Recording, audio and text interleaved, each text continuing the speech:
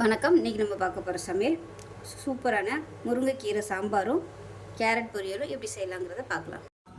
இப்போ ஒரு கடாய் எடுத்துக்கலாம். எண்ணெய் சேர்த்துக்கலாம் தேவையான அளவுக்கு. எண்ணெய் சூடானதும் ஒரு டீஸ்பூன் கடுகு, ஒரு டீஸ்பூன் சீரகம், ஒரு டீஸ்பூன் உளுந்து, 2 வரமிளகாய் சேர்த்துக்கலாம். கருவேப்பிலை சேர்த்துக்கலாம். இப்போ இதில் சின்ன வெங்காயம் முழுசாக சேர்த்துக்கலாம். ஒரு 15 சின்ன வெங்காயம் இருக்கும். அது கூடவே 2 பச்சை மிளகாய் கீறிட்டு சேர்த்துக்கலாம். இப்போ சின்ன துண்டு கட்டி பெருங்காயம் சேர்த்துக்கலாம். இப்போ இதில் ஒரு 3 பல் பூண்டு தட்டி வச்சுருக்கேன், அதையும் சேர்த்து வதக்கி விட்டுக்கலாம். இப்போ இது கூடவே மீடியம் சைஸாக ஒரு தக்காளி பொடியாக கட் பண்ணியிருக்கேன், அதையும் சேர்த்துக்கலாம். தக்காளி வதங்குறதுக்கு உப்பு சேர்த்துக்கலாம். தக்காளி நல்லா வதங்கிடுச்சு. 1 டேபிள் ஸ்பூன் அளவுக்கு சாம்பார் தூள் சேர்த்துக்கலாம். வீட்டில் அரைச்சது இல்லை கடையில் வாங்கினது எதுனாலும் சேர்த்துக்கோங்க.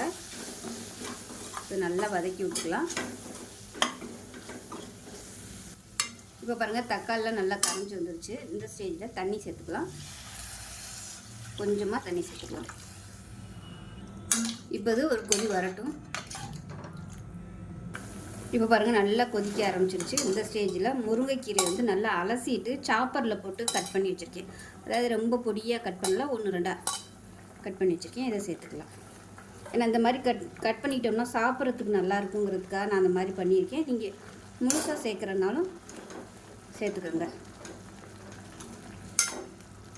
இப்போ இது வேகட்டும். அதுக்குள்ளே ஒரு தேங்காய் பேஸ்ட் ரெடி பண்ணிக்கலாம். அடுப்பு நல்லா குறைச்சி வச்சுக்கோங்க. 3 ஸ்பூன் தேங்காய், 5 சின்ன வெங்காயம், 1 டீஸ்பூன் சீரகம், 1/4 டீஸ்பூன் போல் மிளகு, இது எல்லாத்தையும் தண்ணி ஊற்றி நல்லா நைஸாக அரைச்சிக்கலாம். இப்போ பாருங்கள், நல்லா கொதிக்க ஆரம்பிச்சிருச்சு. முருங்கைக்கீரை நல்லா வெந்துட்டுருக்கு. இந்த ஸ்டேஜில் ஒரு 100 கிராம் அளவுக்கு துவரம்பருப்பு நல்லா மசிய விட்டு வேக விட்டு எடுத்து வச்சுருக்கேன், அதை சேர்த்துக்கலாம்.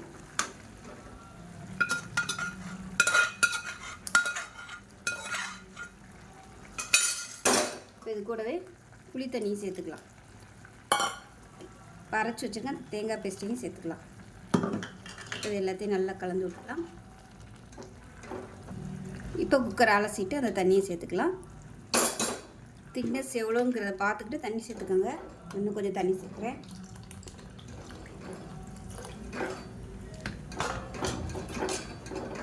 இப்போ இதில் உப்பு சேர்த்துக்கலாம்.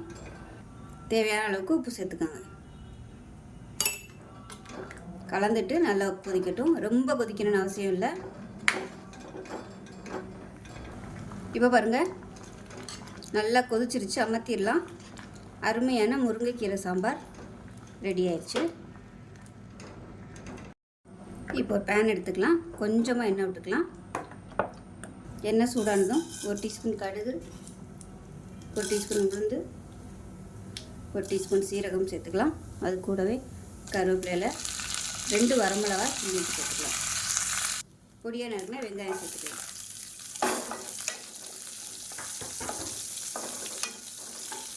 இப்போ பாருங்கள், வெங்காயம் நல்லா வதங்கிடுச்சு.